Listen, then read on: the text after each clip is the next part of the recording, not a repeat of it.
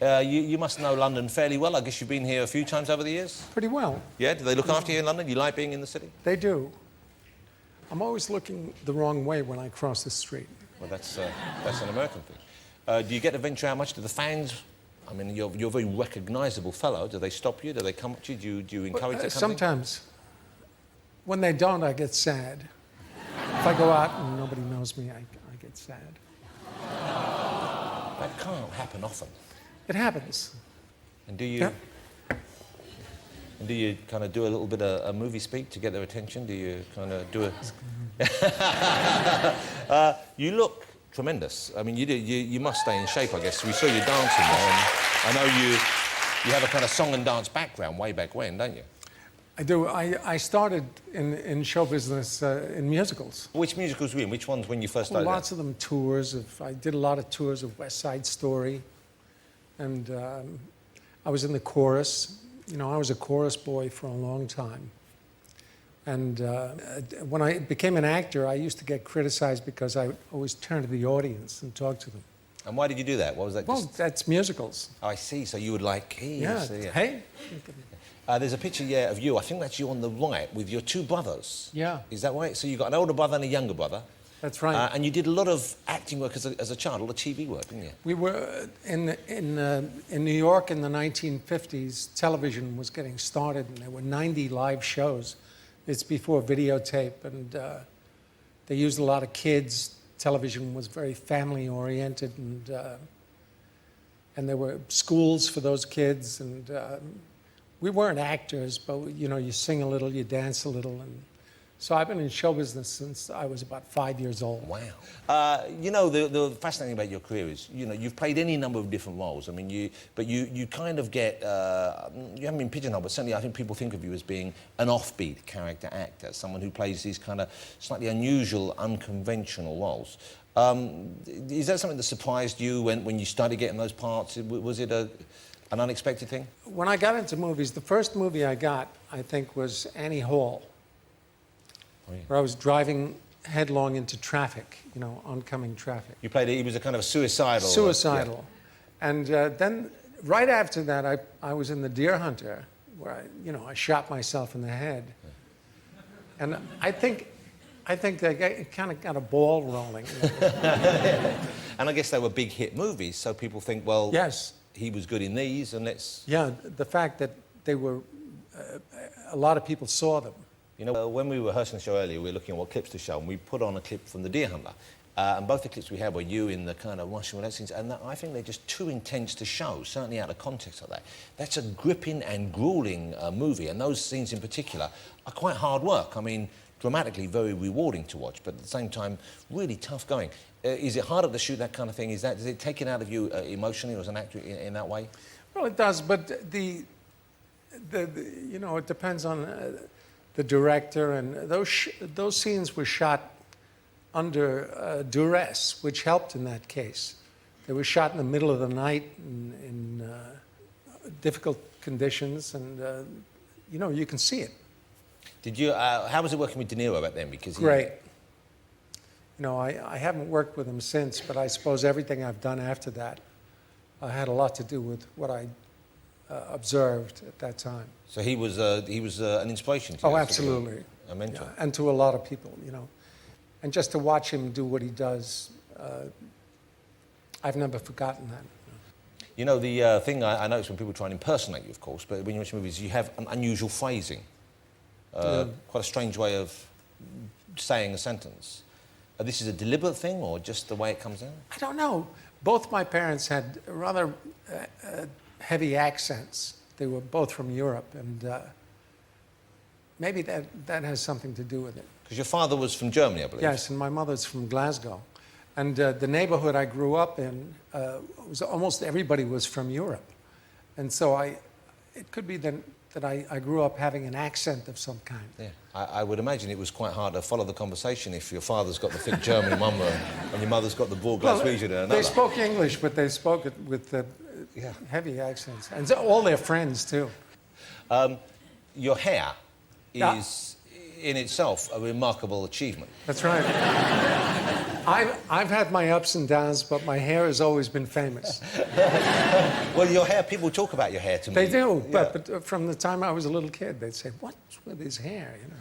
And what is the secret of the hair? Well, I have a lot of hair, and I always have. And I suppose when you're my age, to have a lot of hair is, you know. It's a great thing.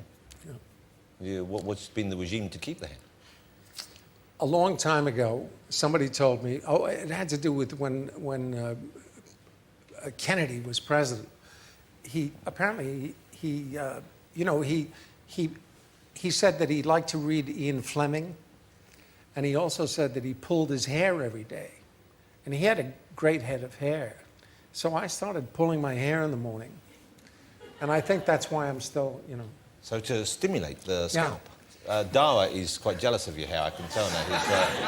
But that's a spider, for God's sake.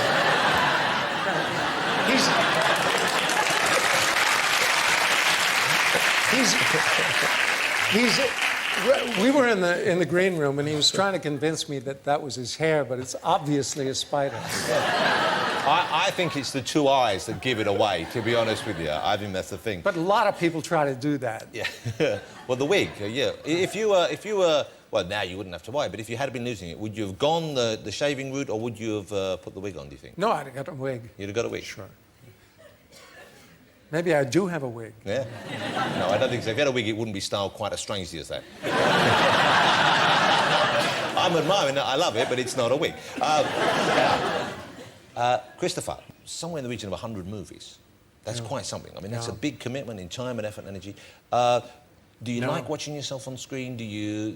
If you came on, if you're at home and you see one of your movies, and let's face it, you made 100, chances are one will be on. Do you stay and watch it ever? Do you look at the performance? Or But I have made a lot of movies that I haven't seen, that's true. Just recently I made 2 that I haven't seen. And why is that? Why do you not see them? They don't get released, or they go to DVD, or one reason or another. But sometimes I come across them on the cable, and sometimes they're good and sometimes they're awful. And can you sense when you're making it whether it's going to be the good or the bad, which way it's going? Yes, you can feel that. And how do you feel that? What's the kind of feeling? Is it a general thing on the set? You know that's going to be okay, or you know I'm worried about that. Okay. And when something, if you're worried about it, presumably you have to finish it. You're committed. Sure, nothing you can do. Does it change the level of commitment or the performance you give? Is it hard to keep the enthusiasm? No, it's up? just a sense of dread, you know. Have any surprised you? You thought this is going to be terrible, and then it comes out and people go nuts for it? No.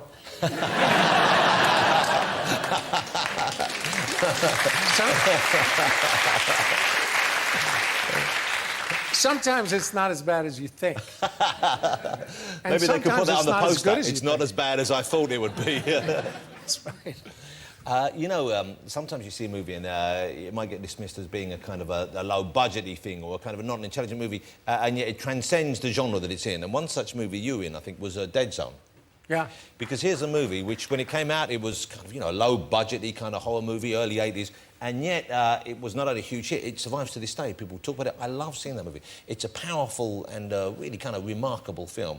Once again, we're making that. Did you have the feeling this was going to be one that survived and people enjoyed? Yeah, but a good director, you know, David Cronenberg. And making a movie for an actor has a lot to do with that. First of all, a good director will cast you correctly. And, you know, I've been lucky in certain cases, and that one's certainly one of them. Let's have a look at a clip, because I adore this movie, and I must have seen it dozens of times, and every time I watch it, I get caught right up in it. If you haven't seen it already, get this on DVD and give yourself a treat, but this is The Dead Zone. You get hooked in just from that scene. You're hooked in there.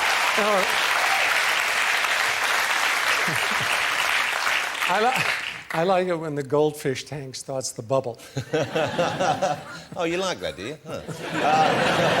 Were you filming that with actual flames around you? Because these days they would put that in with a computer, but you were, I guess no, they had those were flames. Yeah, that was before digital.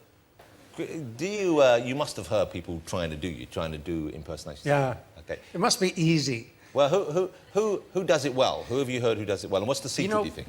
It's interesting because I've heard a lot of people do it. I've had people come up to me and say, would you say hello? This is, you know, for my cell phone. Yeah. You know, and I do that, and I've heard people do that, and I never know what they're doing.